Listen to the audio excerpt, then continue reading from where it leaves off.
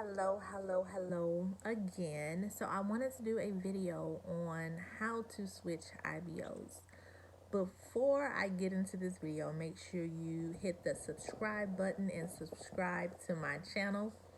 So I want to talk about how do you switch IBOs, because I get a lot of people who come to me and they're having issues with switching IBOs, or they're not happy with their current IBO and they want to switch. So let's talk about that, because that is important, especially if you're not happy. So one of the things I want to talk about is, if you're trying to switch an IBO for whatever reason, you're not happy, you're not getting paid, or whatever it is that why you're wanting to switch IBOs. You will definitely have to go through the IBO to switch. Arise have it set up on the way they're structured. So the way Arise is structured is that you cannot, they don't get in the middle of the conflict of you and an IBO. So years and years ago, when I was trying to help this one young lady, she was under someone and she was wanting to switch to my IBO. And she was having a really hard time trying to get released from her current IBO.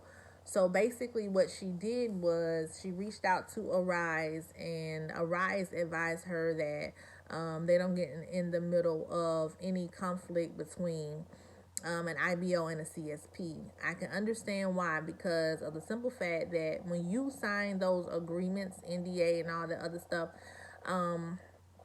you are not actually working for Arise. So let's get that clear. You are not working for Arise.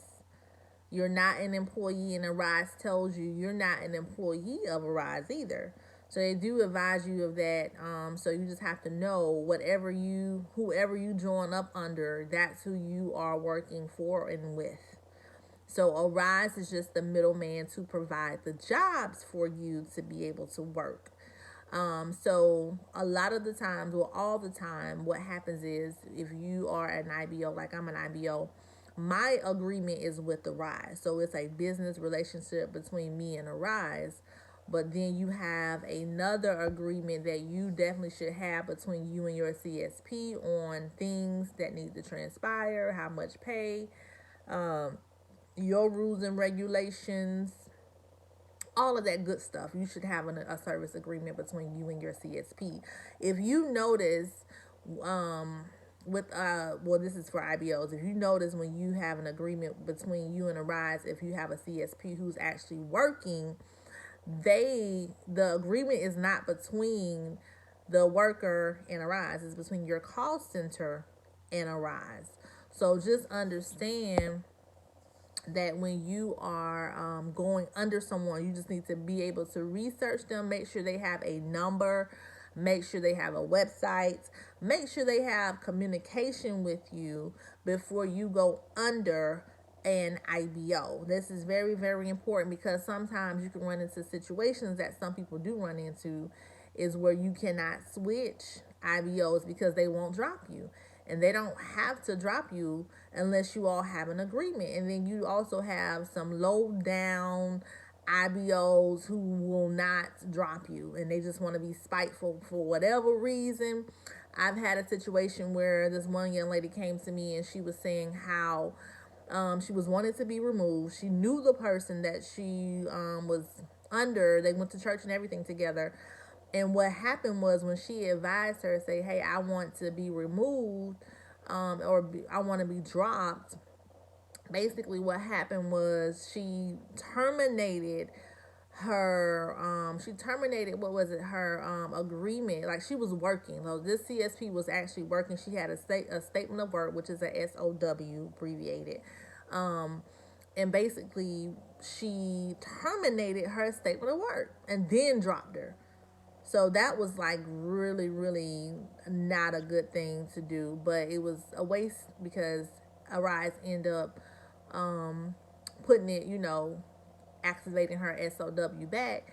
But it's just, you just have to be careful, because people get mad when IBOs sometimes get mad when you want to be released.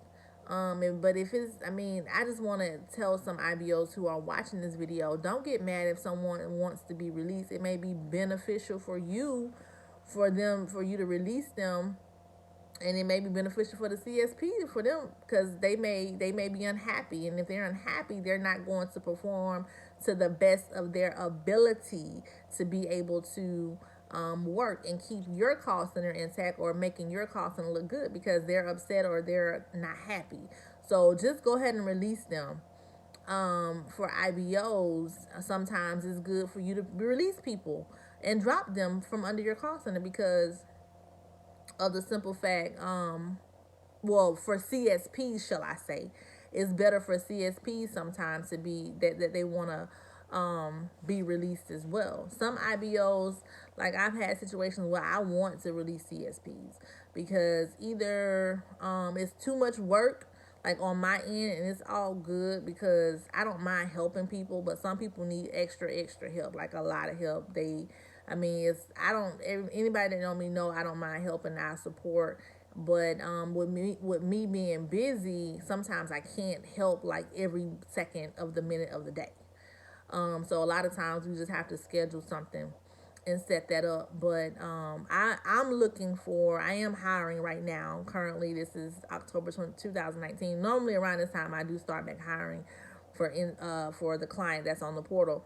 But with all of that being said, I'm looking for people who are very independent and just really want to have an IBO who can give them really good information.